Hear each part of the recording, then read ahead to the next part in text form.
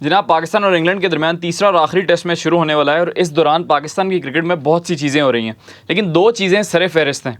दो ऐसे मसाइल हैं जिन पर हम बात करेंगे और ये क्यों हुए, मैं आपको 3-4 सीरीज़ ऑफ इवेंट बताऊंगा जिसकी वजह से पाकिस्तान टीम जैसा परफॉर्म कर रही है फिर भी काबिल बेहतर ठीक ही परफॉर्म कर रही है। अगर आपका सिस्टम ऐसा है और सिस्टम में इतने ज़्यादा फ्लॉज हों तो आप अपनी टीम से शिकायत नहीं कर सकते, प्लेयर से शिकायत नहीं कर सकते कि यार आप बुरा खेल रहे हैं। जब उनको सिस्टम ही ऐसा मिल रहा है, जिस सिस्टम से वो नरिश होकर टीम में आ रहे हैं, तो फिर उनका कसूर नहीं है कि वो बुरा परफॉर्म कर रहे हैं। सबसे पहले कायद-ए-आज़म ट्रॉफ़ी, जो आपका सबसे प्रीमियर टूर्नामेंट है, आपने उसको पोस्टपोन कर दिया। यानी कि प्लेयर्स, मेरी बहुत से लोगों से बात हुई, वो होटल्स में बैठे हैं, उनको ये नहीं पता, उनके कैंप लगे हुए हैं, रीजन के कैंप लगे हुए हैं, लेकिन प्लेयर्स को ये नहीं पता हमारा किस ग्राउंड में मैच है, किस तारीख को मैच है। ठीक है, पहले अनाउंस हुआ कि कायद-ए-आज़म ट्रॉफ़ी 20 तारीख से स्टार्ट होगी और ये उस टूर्नामेंट की बात हो रही है जो आपका सबसे प्रीमियर टूर्नामेंट है, जिस टूर्नामेंट को हम ये कहते हैं कि यार जो इस ट्रॉफ़ी में परफॉर्म करेगा उसको आप पाकिस्तान टीम में ले आएँ। वो ट्रॉफ़ी आपकी पोस्टपोन्ड हो गई। क्यों पोस्टपोन्ड हो गई? हम हमेशा से कहते हैं कि जो ब्यूरोक्रेट्स हैं पाकिस्तान में, उन्होंने पाकिस्तान के मुल्क को भी तबाह किया है और वही ब्यूरोक्रेट्स पीसीबी में बैठे हैं। ठीक है, इन्हीं चंद ब्यूरोक्रेट्स में से एक पीसीबी में ब्यूरोक्रेट हैं जो मेरे जानने वाले भी हैं और उस टाइम मैं उनका नाम नहीं लूँगा, वो डायरेक्टर डोमेस्टिक क्रिकेट हैं। और कायद-ए-आज़म ट्रॉफ़ी लेट हुई क्यों? थोड़ा सा इससे पीछे जाएं। एक मंथ पहले अंडर-19 चैंपियनशिप अनाउंस हुई थी पेशावर में, वहाँ पर टीमें गईं, पहला मैच स्टार्ट होने वाला था, पता लगा जी टूर्नामेंट कैंसिल हो गया। मतलब चेयरमैन पीसीबी मोहसिन नकवी साहब आए थे कि हम सर्जरी करेंगे, हम एक पाकिस्तान का सिस्टम बनाएंगे, चैंपियंस कप हमने इंट्रोड्यूस करवाया कि हम पाकिस्तान की क्रिकेट को बेहतर करेंगे। और हर जो चेयरमैन पीसीबी आता है वो यही नज़रिया लेकर आता है कि मैं पाकिस्तान की क्रिकेट को बेहतर करूँगा। अब वो कर पाता है या नहीं कर पाता, ये उसकी कॉम्पिटेंसी पे सवाल नहीं है। स्पेशली इस मोहसिन नकवी साहब के केस में उनकी कॉम्पिटेंसी, उनके स्किल पे कोई सवाल नहीं है। जो बात ये है, उनके पास टाइम नहीं है। सिर्फ इतनी सी मिसाल है। अब कायद-ए-आज़म ट्रॉफ़ी क्यों पोस्टपोन्ड हुई? तकरीबन एक हफ़्ते पहले से जो जुनैद ज़िया हैं और डायरेक्टर डोमेस्टिक क्रिकेट एक और हैं, वो साइन करवाना चाह रहे थे पीसीबी के चेयरमैन मोहसिन नकवी साहब से, ग्राउंड्स की अवेलेबिलिटी को लेकर और बहुत सी चीज़ों को लेकर, लेकिन नकवी साहब के पास टाइम ही नहीं है। आप जानते हैं कि शंघाई कॉरपोरेशन हो रही थी, एससीओ कॉन्फ्रेंस हो रही थी पाकिस्तान में और मोहसिन नकवी साहब इंटीरियर मिनिस्टर भी हैं, तो वो वहाँ मसरूफ़ थे, वो एक साइन भी नहीं कर सके। उनके पास इतना टाइम नहीं था कि वो कॉल भी उठा लें, और वही बंदा पाकिस्तान की क्रिकेट को भी चला रहा है। अब मुल्क में आप देखें ना कि इंटीरियर मिनिस्ट्री आपकी सबसे मसरूफ़ मिनिस्ट्री होती है, जिस मिनिस्टर के पास मतलब बहुत कुछ करने को होता है पाकिस्तान में। और पाकिस्तान जैसे मुल्क में जहाँ पर आपकी पॉलिटिकल सिचुएशन इतनी अनसर्टेन है कि आपको आए रोज़ कभी लाहौर में एहतजाज हो रहा है, कभी इस्लामाबाद में एहतजाज हो रहा है, और इस्लामाबाद तो सबसे ज़्यादा अनसर्टेन सिटी है इस टाइम पाकिस्तान में due to the political situation. तो एक इंटीरियर मिनिस्टर वो ये सारे मामला देखे या पाकिस्तान क्रिकेट बोर्ड को चलाए? सवाल तो ये पैदा होता है ना। मैं दोबारा से कहूँगा, मोहसिन नकवी साहब के स्किल पे, उनकी कॉम्पिटेंसी पे, उन्होंने as a chief minister Punjab उन्होंने बहुत सी खिदमात सर अंजाम दी और बड़े कम टाइम में सर अंजाम दिया। अब आप देख रहे हैं कि वो पाकिस्तान की जो क्रिकेट है, जो रेनोवेशंस हैं चैंपियंस ट्रॉफी के लिए, उस पर भी बड़ा तेज़ी से काम करें। लेकिन यहाँ प्रॉब्लम ये है कि एक बंदे से दो चीज़ें नहीं हो पा रही। नहीं कर सकता या नहीं हो पा रही, ये दो डिफरेंट चीज़ें हैं।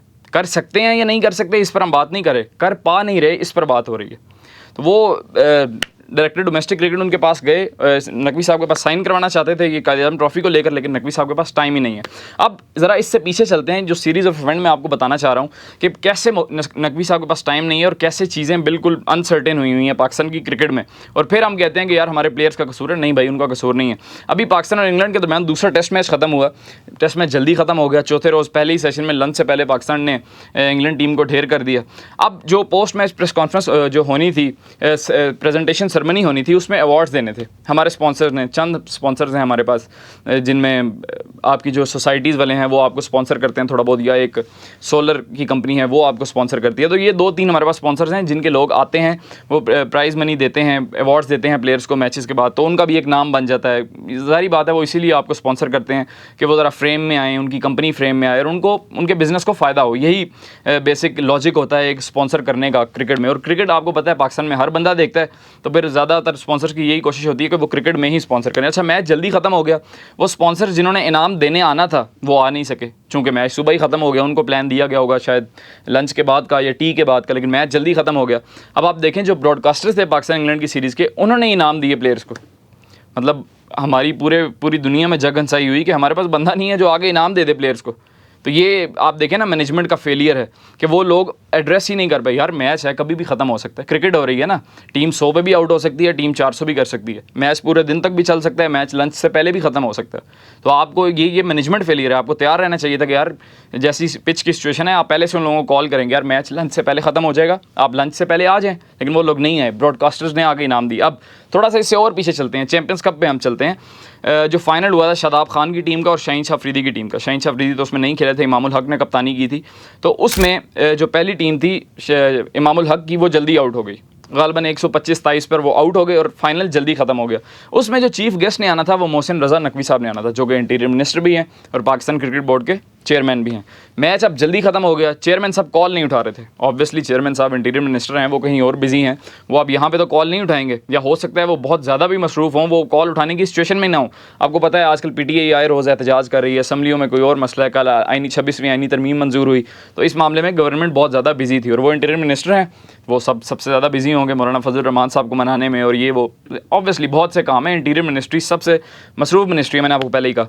वो मैच जल्दी ख़त्म हुआ और अब 40 मिनट प्लेयर्स ने वेट किया। वो प्लेयर जो आपके स्टार हैं उस टूर्नामेंट में, जो आपका प्रीमियर टूर्नामेंट है चैंपियंस कप, जिसे आप कहते हैं कि ये हम इंटरनेशनल क्रिकेट और डोमेस्टिक क्रिकेट के दरमियान एक ब्रिज का किरदार अदा करेगा ये टूर्नामेंट। उस टूर्नामेंट के फाइनल में चीफ गेस्ट आपके पाकिस्तान क्रिकेट बोर्ड के चेयरमैन थे और वो 40 मिनट लेट आए, और फिर वो एकदम आए, हेलीकॉप्टर से उतरे सीधा अपनी गाड़ियों के साथ ग्राउंड के अंदर। ऑब्वियसली वो इंटीरियर मिनिस्टर हैं भाई, उनके पास प्रोटोकॉल्स हैं, सारा कुछ है, वो डायरेक्ट अंदर। और उस 40 मिनट के दौरानिए में जो आपके प्रेजेंटर्स थे, जो आपके कमेंटेटर्स थे, वो बस प्लेयर्स के इंटरव्यू लेते रहे कि बताएं चैंपियंस कप कैसा हुआ, आपको कैसा लगा। भाई वर्ल्ड कप हो रहा है ये, या तो वर्ल्ड कप हो रहा हो ना, तो आप सारों से पूछें कि आपको कैसा लगा। एक लाइफ टाइम एक्सपीरियंस हर प्लेयर के लिए। तो कहने का मतलब ये है कि एक बंदा जिसके पास टाइम ही नहीं है, मैंने स्टार्टिंग में कहा उनकी स्किल पे, कॉम्पिटेंसी पे कोई सवाल नहीं है, दूर दूर तक कोई सवाल नहीं है, उनकी नीयत पे भी कोई शक नहीं है, वो पाकिस्तान की क्रिकेट को बेहतर करना चाहते होंगे। लेकिन यार एक ही बंदा है पाकिस्तान में जिसको आपने सारी चीज़ें देनी है, और उसकी वजह से, उसके पास टाइम ना होने की वजह से आप देखें कितने फ्लॉज आ रहे हैं हमारे सिस्टम में। अब चौथी चीज़ पर ज़रा आएँ, जिस चीज़ में दोबारा मोहसिन नकवी साहब के पास टाइम नहीं है, कप्तानी का इशू।